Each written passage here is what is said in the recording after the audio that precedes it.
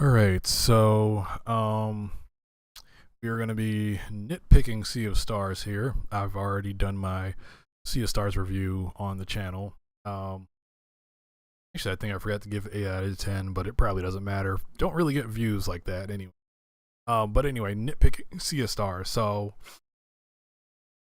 Sea of Stars is a success financially, and of course, game critics and players alike have quickly talked this game into the proverbial Valhalla of gaming. But there is one small issue. The game was brought up in the same breath as the sacred cow that is Chrono Trigger. I love Chrono Trigger. Squeenix couldn't even properly follow up the game with their own properties, namely Radical Dreamers or Chrono Cross, or the remake even. The Radical Dreamers edition of Chrono Cross, or however that is titled.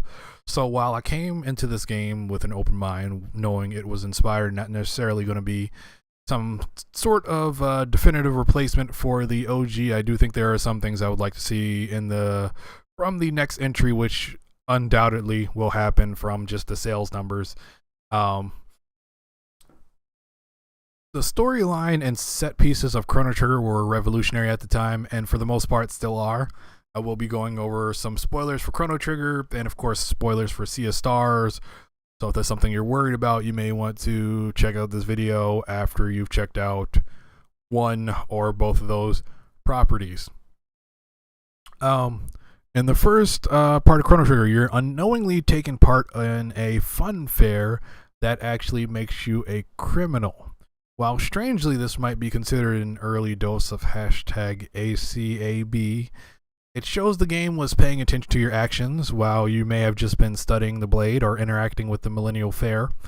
It was still shocking, even as a latecomer, I played Chrono Trigger on my DS, that the game tracked your actions, and not even with the judge will remember that prompt. I think this is an important tone-setting piece for the story, and the most important part is it tricks you before you've even got a chance to get your bearings. While we definitely have seen meta mechanics after this in the form of Metal Gear Solid 2, Undertale, there's definitely other ones you can bring up. This was one of the first. And considering it's a time travel story, it sets you up to think your decisions matter. In the first part of Sea of Stars, not so much. You're treated into a fairly rote anime intro, which I think is a mistake. You're introduced to a certain character early on, and knowing the studio's previous works, you definitely expect for your world to be turned upside down. It just doesn't have the same effect, however.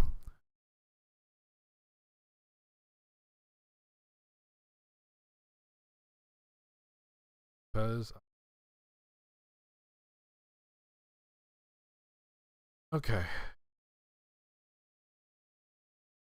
So, just wanted to make sure the stream was going, but started recording anyway because YouTube's being weird.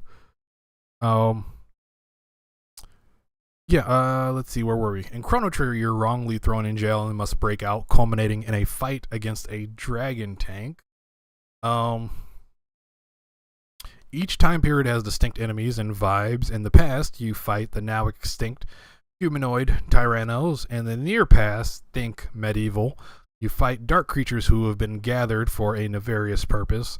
In the future, you encounter the devastated remains of humanity and the robots they've lost control of. In Sea of Stars, you encounter xenophobic moles who ostracize one of their own, ruining their own industry. I didn't actually want to help them. Sounds like they got the karma they deserved. Then you do a number of things, none of which are on the same scale or even as interesting as Chrono Trigger. Probably the worst part being when you need a boat. This is a regular RPG activity. So you contact some pirates. These pirates, generous to even call them that, leave signs all around town to attract boarders. One of the pirates wears 2 eye patches. We've seen that before. Another one can magically muscle up, and another breaks the 4th wall out of nowhere, which completely soured my mood. I love a great 4th wall break. Something that's in Chrono Trigger as a bonus ending. Keyword bonus ending. Here you're subjected to unfunny jokes. One even pops up after a major character death, if I remember correctly. To be a little bit more fair to this segment, I think if the translation was stronger, because it does feel like this game was translated into English. I'm not sure what Sabotage Studios native language or languages plural are. Seems like that could have been done better.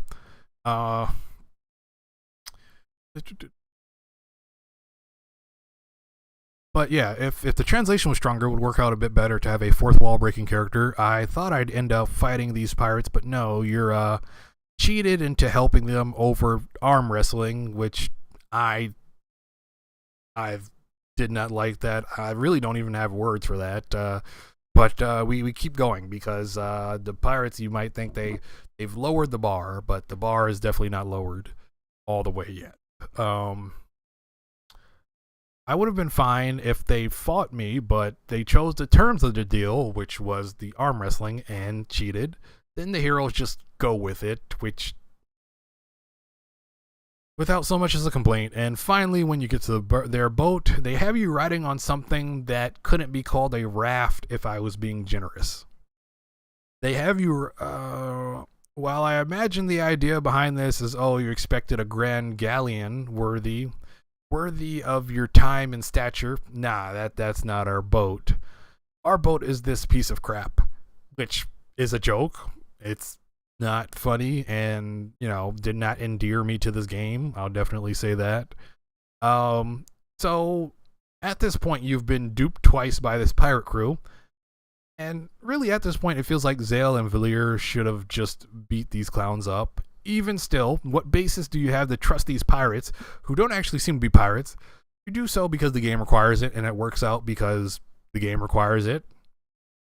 That's more meta-textual, and it's a functioning game, so that works out. But one of the oldest tricks in the book is, as a criminal, you say you're a drug dealer or what have you, but you're actually a robber. Listen to the Project Pat song. When you get transportation upgrades in RPGs, they're not jokes, but genuinely useful or cool upgrades. Here I felt no real reason to continue the game, besides the fact I knew the developer liked to change genres and play with tropes.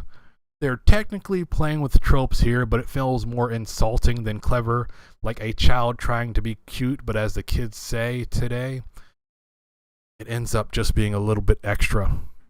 There's also an element in this game, as well as the majority of enemies made sense in Chrono Trigger for their place and time. Some are just weird and fourth wall breaking, like drum playing elementals.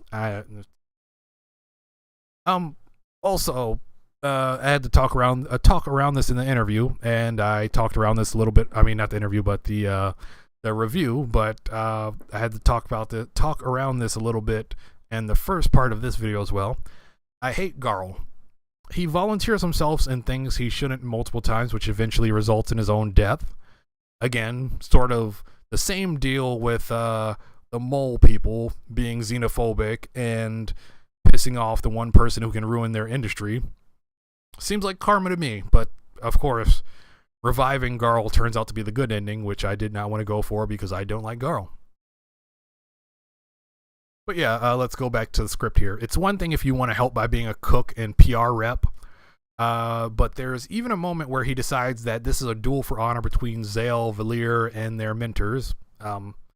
So who is he to decide that? Number one. Number two, screw that. I would like my full party because it seems like damage is low in this game anyway. Another moment which really made me dislike him is a character goes through a very traumatic event. I can't remember if it's literally someone else dying or just someone telling their very traumatic story. I can't remember. It might have been Sarai. It might have been somebody else. But anyway, Garl's response to this is food will make it better, which is some very r/thanks I'm cured type energy where, people say, I'm depressed or I'm sad, and then someone else is like, well, get over it, you're not dead, are you? And it's just like, that's not how we handle things anymore. Let's see. But yeah, again, you're supposed to revive Garl to get the good ending. I did not feel like it because of all this. I have no interest in doing so. Chrono Trigger's combat is pretty immaculate. While there's the standard fare of hitting goblins until they croak, you can discover team-up moves, and since you're time traveling, you get a party member from each era, so you have something to look forward to. And in true Toriyama, rip to the god, rest in peace, fashion, as soon as you meet these characters, they're full of personality, even from the limited bits they're working with. Because keep in mind, this is I think it's a Super Nintendo game. I played it on the DS, and really, it didn't feel that far removed from that same hardware. So pretty much a timeless game. It's so where was I? They're full of character. We already went over that part. And in their own each way, each character is distinctly from that era, from the depressing, hopeless future, to the past where there's Tyrannos, humanoid lizards, which we actually encounter kind of, sort of, in Chrono Cross, but Chrono Cross is a bad game, so you don't need to worry about that. And you can even recruit the, at that time, your arch enemy, Magus, who turns out not to be an arch enemy, but, you know, he's still kind of very much your Vegeta, Shadow the Hedgehog type of character. So that isn't even really in this game, which you would expect if they're going to follow up. There is a twist, which is you go to a different universe, but there is not a twist in you recruiting an enemy. I mean, you do get to, I guess they kind of went with that by recruiting Rashan, who is basically an omnipotent character, but still not the same. Even crazier at the time, with Chrono Trigger, speaking about Chrono Trigger again, you can leave the main character, Chrono, dead and finish the game that way, should you choose to. Normally, even nowadays, like Persona freaking 5, A, you have to have Joker in your party, and B, he can't die or else that's a game over. He can't get knocked out.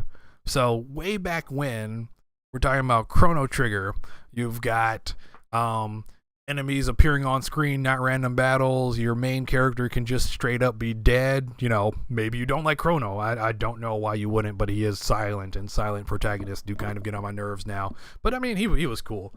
So that's definitely some player choice there. This was at least a decade before choosing between Jedi and Sith. And that became a thing in games. Think about that. Morality choices that early on.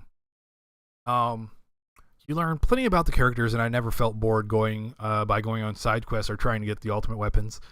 And though there are sillier endings, it was pretty interesting and painless to unlock each just to say I did. I think if I had to sum it up, it was fun to experiment in Chrono Trigger, which I can't really say the same for in Sea of Stars. The biggest gameplay problem with Sea of Stars is, and it might not actually be the biggest, but I also hate Garl, so that influences that.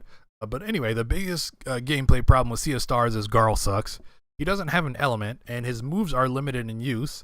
There is a heal move, which is kind of overcosted, and surprise, you get a better one later from somebody else who's not him. He also has a toss move, and his toss move may seem useful, but by the time you have units placed correctly, enemies placed correctly, you might as well just brute force them individually. This becomes especially apparent when, instead of having to pick and choose in terms of positioning with characters you get in the latter half of the game, you just get a literal black hole move that serves the same function with Rashan. Even if you don't care about that, when you recruit Sarai, even temporarily, she has an element and immediately pulls her weight in a way Garl never did, because her poison is really good. In Chrono Trigger, party members may differ in combo moves. Magus has very few because, of course, he doesn't bond with others in the same way because he's a former enemy. You know, that's fine. He still has a few. I think I remember at least one with Chrono. But no party member is strictly worse than the other. In fact, part of the fun of replaying Chrono Trigger to get the endings or just to replay, and even if you look at the development stuff just on Wikipedia, where they find that people like to replay Chrono Trigger, it's fun to do. No party member is strictly worse than the other. Like, you probably in Chrono Trigger want to have DPS unit, magic unit, and a heal unit. You'd probably use the Princess Marl for that, or even or Frog. But really, I think it's Marl and Frog. They actually have a combo heal move, which is kind of fun. But yeah, no party strictly worse than the other. So there's a reason to use all the party members, even the ones you get later. That's something you end up hearing about in RPGs. Is I'm stuck on the party members I've already had, and I don't want to use new ones. But like Ayla is great, Robo is great, Frog of course is great, Chrono is great. I think like I was mixed on Luca, but she does have some interesting stuff. But Marl is great because she's the best healer. Magus, again that's something you're going out of your way to do, so I understand like why he's not a fully featured quote unquote party member, but he's still good for what he does. And you can finish the game and get the different weapons for each character and finish it how you want. So I went off script there, so let's see where we're supposed to be. Another issue with the combat is the fact that they're combining Mario RPG mechanics, Sea of Stars, with shifting battlefields. The reason Paper Mario dresses up the battle screen as a stage with heroes on the left and villains on the right is so when you do need to dodge, react, or reduce damage by blocking, etc., enemies, your timing is the only thing being tested. Even in Paper Mario, Mario and Luigi, Super Mario RPG, they all have that in common for the same reason. I think even the more recent Super Mario RPG remake takes this into account and makes those reaction abilities even better. Like I've heard, I haven't played it yet because I've been unemployed. I was laid off for like 5 months, finally going to be working soon. But they've actually made those stronger to where it just used to reduce damage. But I've heard, I think it was on Giant Bomb Describe, you can actually take 0 damage if you perform well enough on these active parts of the battle. But yeah, Paper Mario, Mario and Luigi, Super Mario RPG, they all have this in common where basically Mario and friends are on the left and the bad guys are on the right. But in Sea of Stars, however, the enemies are always in different formations. When your characters take actions, they may move to different spots, and even the UI, which is the craziest thing, I would think the UI would just disappear if you wanted to do that. The UI has to scramble around characters moving. This creates a distraction for the player as you may be worrying about the movement from an enemy's projectile, only to be distracted by a moving piece of UI because a creature that is much farther from you, it may mess up your timing. If I'm not being clear, imagine you're playing baseball. I know not everybody's into baseball, but I'm sure you know the pitcher's mound. And the pitcher's mound can be moved at will. This obviously is much more of a challenge with a number of other variables versus the standard setup we discussed with the various Mario RPG games. I also have a feeling with such rich sprites, the reason they jump around at seemingly random is because they're limited in which direction the sprites are being displayed at. But this isn't something that is a unique problem to Sea of Stars. Yakuza Like a Dragon, I just listened to the Kane and Rinse episode, very good series of podcasts if you ever want to listen to those, on Yakuza Like a Dragon. And the first Ichiban-led entry is also a less than ideal RPG system because video games are very iterative. Street Fighter was crap. Street Fighter 2 set the world on fire.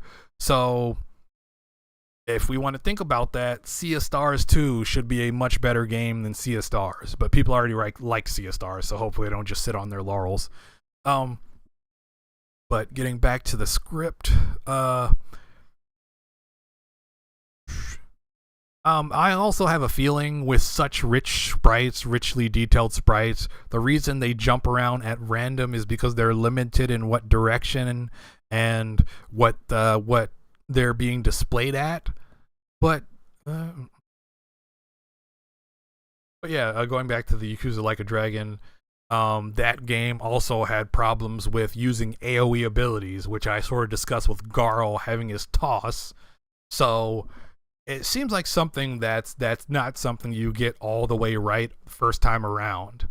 Um, but I do hope, because I bring this up because what happened for, I brought up Street Fighter 1 was crap, Street Fighter 2 set the world on fire, but I hope what happened for Like a Dragon Infinite Wealth will happen to whatever sequel Sea of Stars is. Also, I found that enemies were just too tanky, and it felt like there was a damage cap on moves. I don't know if I'm getting old and my reactions are bad, but like the Moonerang, I did it a ton. Sarai's like teleport dagger thing, I did it a ton, and the enemies would still be alive. So I just kind of like stopped engaging with that system, and I just put as much plus damage on my armor and skills and such as possible. But I really didn't even try to, I would at least, mark each enemy with the damage, but I really wouldn't try too much after that because it just seemed the damage was capped. So I do want to bring up one image here. Sorry if you are an audio listener, but I'm going to bring it up. This is just a Paper Mario screen here. I believe this is the Thousand Year Door remake here, but I haven't heard anybody actually talk about it. I can't even remember if it's out or not. But anyway, so just look how clear this is. The UI is at the top. Nothing happens at the top of the screen, so the UI doesn't need to move. As I suggested earlier, if the UI is going to move in Sea of Stars potential sequel, you might as well just make the UI invisible. Mario and Goombella, his ally, are on the left there, and the enemies are on the right. They're pretty much always a fixed distance away. If you haven't played Paper Mario, generally what will happen, like for instance, jump is highlighted. Mario will walk a set distance to the enemy, and then he will get into his pre-jump animation, which is going to alert you when you should be reacting, as opposed to what I described in Sea of Stars, where the enemies will just move at random, and just the UI will move, and your character might move, and the enemy might move. It's just too much of a mental stack, as we talk about in Street Fighter. Let's see. But yeah, the bottom of the screen has audience members. Let's just call that flavor. And Mario and friend are a fixed distance from enemy. I went over that. But yeah, so just kind of the difference there. Of course, Nintendo is an immaculate company, and they're going to iterate until they can't iterate anymore. But moving on, the first 70% of the game is so much less interesting than the last 30%. We don't get much explanation, or as I went over in the story/gameplay driver segment, actually interesting things to do until we head to the alternate universe. I get that the studio wanted to have their trademark flip, Sabotage Studio. Their previous work, The Messenger, sort of played with going from 8-bit to 16-bit. And in this one, we go from, your standard fantasy fare to some high-tech world, which is kind of the same. Music is much better, though. But yeah, we don't actually get interesting things to do until we head to this alternate universe. But the thing is, and I do a lot of anime. I know my channels have been my side channels. For some reason, YouTube decided to delete those, so you may not have seen those videos or care about those videos, but did a lot of anime stuff. But, when you talk about this studio and their trademark flips, the surprise, the twist, you have to make that moment worth it. Attack on Titan, I'm not going to go into spoilers, but you probably know by now if you're a fan of these other series. Attack on Titan had the basement scene, the basement reveal. Promised Neverland had the escape. But the thing is, for both Attack on Titan and the Promised Neverland, those series were interesting before the flip happened. Whereas this game, you are helping some racist moles who are racist against a magical mole, and then there's pirates who trick you, and they're not actually good pirates, and they suck. It really just seems like people with as Eminem would say, I can't be your Superman. Like, why am I helping you? To be completely fair, as I said at the start, even Squeenix couldn't follow up Chrono Trigger themselves. And if you were to talk best games ever made, looking at the dream team behind it, it's an absolute murderer's row. Sakaguchi, who created Final Fantasy, Yuji Horii, creator of Dragon Quest, the recently deceased Toriyama, a titan of media, Katase Nomura, yes, that Nomura, Nobuo Uematsu, Yasunori Mitsuda. Hell, you could even call this a Squeenix joint before Squeenix was actually a thing and those companies combined. Because if you're young enough, you may not know they used to be separate companies. Enix and Squaresoft. I didn't write all this because I want people to hate Sea of Stars, but to hope with their claims that they could match one of the greatest games on time. The second might be a bit more, the sequel, or however they want to follow this up, might be a bit more closer to that reality they envisioned.